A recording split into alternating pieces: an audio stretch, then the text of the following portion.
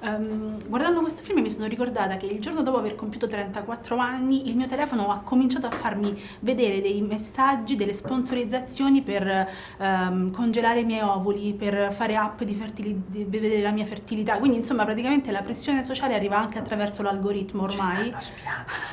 E questo film racconta benissimo quanto il tempo delle donne sia diverso dal tempo degli uomini. Credete però che le generazioni differenti, quelle che arriveranno dopo di noi, avranno la possibilità di accorciare questo divario, senza pensare ovviamente alla genetica, ma proprio per essere libere come gli uomini? In che senso di accorciare il divario? Beh, La noi differenza donne biologica. abbiamo una differenza biologica, certo, però ne abbiamo anche una che comunque è fatta dalla pressione sociale. A una certa età si pensa che la donna debba avere un figlio, no? Certo. Quindi siamo davanti a un bivio. Pensate che le successive generazioni questa scelta Io mi magari... auguro che auguriamo. iniziano a dire e chi se ne frega?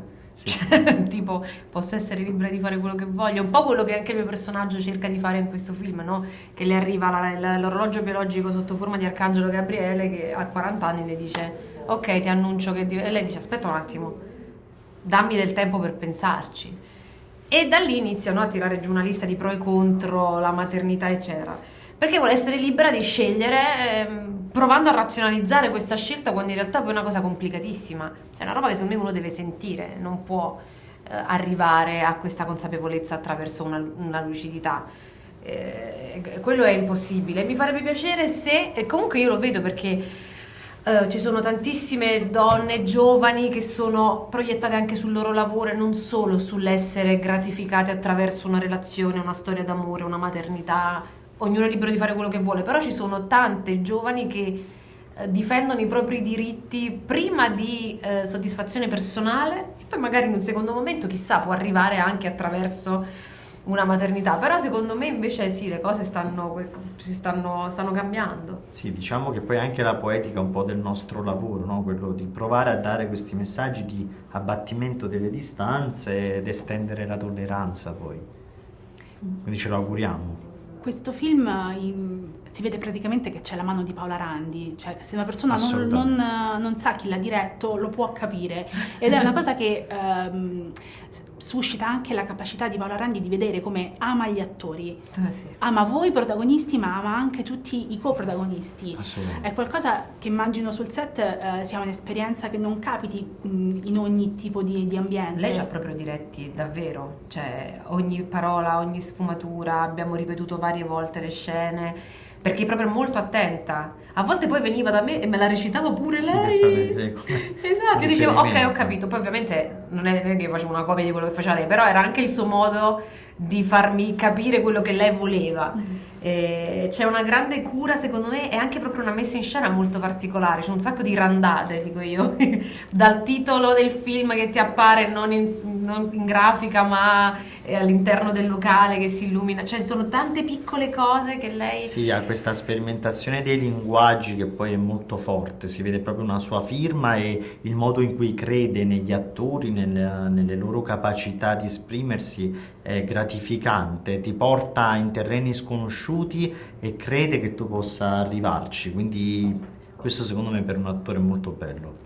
E parlando di linguaggio, il tuo accento argentino dedicato a Bergoglio, per costruirlo come hai fatto? Ti sei guardato qualche Angelus? Sì, ho ascoltato molte ore proprio del Papa, il linguaggio del Papa, che era il riferimento primario, ma anche degli altri riferimenti argentini, interviste a calciatori, per capire anche un po' la Ma tipo differenza. Maradona? Maradona, Lavezzi, il Poggio? Solo che Messi? il Poggio era più alto, no? Eh? E invece Bergoglio invece è più basso, cantilenante, quindi Ok. questo. E poi ho fatto un lavoro con un coach argentino che mi spiegava proprio le differenze fonetiche. Da questo poi Paola che cosa ha fatto? E qui mi sono affidato molto a lei, non voleva questa fedeltà ma voleva caratterizzare in maniera più comica, quindi abbiamo tenuto alcune cose vere, altre sono sbagliate, Perché ma non è voluta- argentino l'Arcangelo, No, è obbligato è a un parlare, quindi italiano- magari ogni tanto dice pure qualche... È un italiano che si sforza di parlare argentino perché sono le direttive aziendali, no? E, C'è un altro elemento che ho trovato veramente riuscito ed è ovviamente l'omaggio che viene fatto a Tiziano Ferro in questo film, Sì. che è un filo rosso che accompagna ogni discorso dell'Arcangelo. È qualcosa che era già scritto in sceneggiatura o avete avuto modo anche magari di scegliere insieme, secondo voi, quelle che potevano essere le parti più No, riuscite? Tiziano era già presente in sceneggiatura, La abbiamo sceneggiatura era scelto perfetta. le parti, erano scritte le parti proprio più inerenti al Sì. discorso. Tra l'altro, Ce n'erano pure altre che... sì, sono state tagliate. Sì. Tra l'altro con Tiziano mi dai uno spunto perché estende un po' a questo discorso che è anche il tema del film. Da poco è uscita la notizia di Tiziano Ferro che ha deciso di non dare il passaporto ai suoi figli italiano per non perdere i diritti di genitorialità, ma dargli quello americano. E questo è un film che parla anche di diritti genitoriali, quindi che bello. Adesso che ci penso, È questo vero, link è ancora che più... come viene detto in una scena che in Italia se sei omosessuale Esatto. e sei single, l'Arcangelo Gabriele forse è veramente l'unica possibilità che hai per avere un figlio. Grazie mille per il vostro tempo. Grazie Grazie a te. Grazie.